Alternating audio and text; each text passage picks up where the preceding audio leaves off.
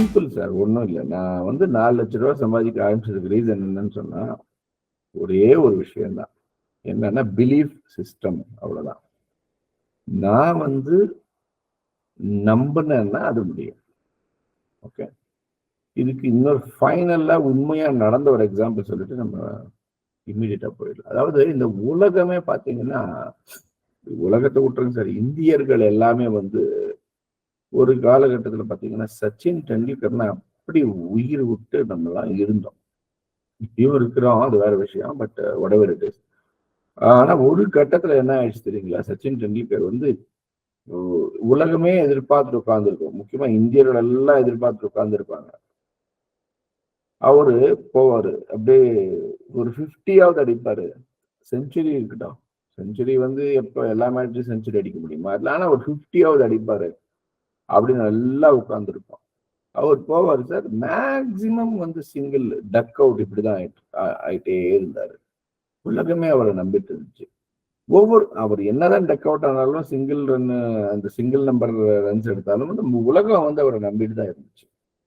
பண்ணுவாரு, பண்ணுவாரு, இப்ப பண்ணுவாரு, அப்ப பண்ணுவாரு, அப்ப பண்ணுவாருன்னு சொல்லிட்டு. ஆனா அவர் வந்து டக் அவுட் இதே ஒரு ஒரு கிட்டத்தட்ட 2 to 3 இயர்ஸ் இந்த மாதிரி இருந்த மனுஷன். உங்களுக்கு தெரியும், கிரிக்கெட் பாக்குற மக்களுக்கு தெரியும், பார்த்த மக்களுக்கு, எங்க ஏஜ் குரூப் முக்கியமா, அது வந்து பாத்தீங்கன்னா அப்படி ஆயிட்டாரு. அப்புறம் ஒரு கட்டத்துல என்ன ஆயிடுச்சுன்னா, இந்த மனுஷன் எப்ப பார் வராரு, இப்படி அவுட் ஆகுறாரு போறாருன்ற மாதிரி மக்கள் வந்து அவரை நம்பாம ஆயிட்டாங்க. ஏன்னா அப்பதான் வீரேந்தர் சேவாக் அப்படின்னு ஒருத்தர் வந்தாரு.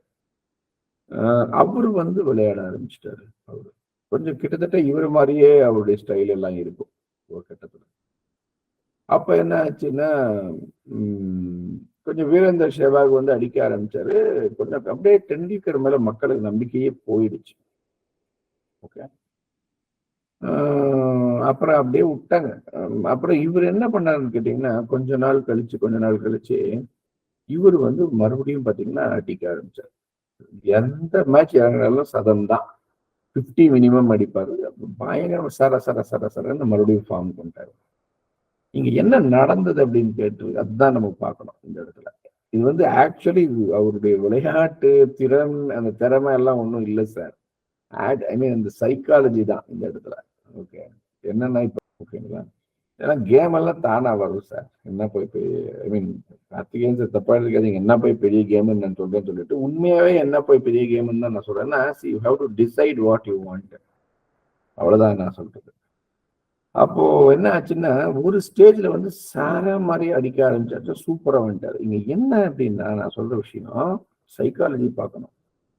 அதாவது உலகமே வந்து சச்சின் டெண்டுல்கரை நம்பிட்டு இருந்த காலகட்டத்தில் சச்சின் டெண்டுல்கரை நம்பாததுனால அவர் தோத்துக்கிட்டே இருந்தார். நல்லா கவனிக்கணும். உலகமே டெண்டுல்கரை நம்பிட்டு வெயிட் பண்ணிட்டு இருந்தப்ப அவரை நம்பாததுனாலதான் எல்லா மேட்சும் என்ன சார், சிங்கிள் இது duck out, single digit run duck out. ஆனா உலகமே வந்து அவரை நம்பாம ஆனதுக்கு அப்புறம் கூட அவரை நம்ப ஆரம்பிச்சார் இல்லையா, அப்ப பாத்தீங்கன்னா அவரு பேக் டு ஃபார்ம். சோ இதுல ஒரு பாயிண்ட் நோட் பண்ணிக்கோங்க சார். இங்க வந்து even when the whole world trusts you but you don't trust you will not win. Okay, even if the whole world does not trust you but you trust in you will win. உலகமே உங்களை நம்பிக்கொண்டிருக்கிறது, ஆனால் நீங்கள் உங்களை நம்பவில்லை என்றால் கண்டிப்பாக இறைவனால் கூட உங்களை காப்பாற்ற முடியாது, நீங்கள் தோற்பீர்கள். அதே போல உலகமே உங்களை நம்பவில்லை என்றால் கூட நீங்கள் உங்களை நம்பினீர்கள் என்றால், இறைவனை நினைத்தால் கூட உங்கள் வெற்றியை, இறைவன் வெற்றி கனியை பறிக்க முடியாது. நீங்கள் வெற்றி பெற்றே தீருவீர்கள். ரொம்ப இம்பார்ட்டன்ட், ரொம்ப ரொம்ப ரொம்ப இம்பார்ட்டன்ட். லைஃப்ல மெயின் லெசன்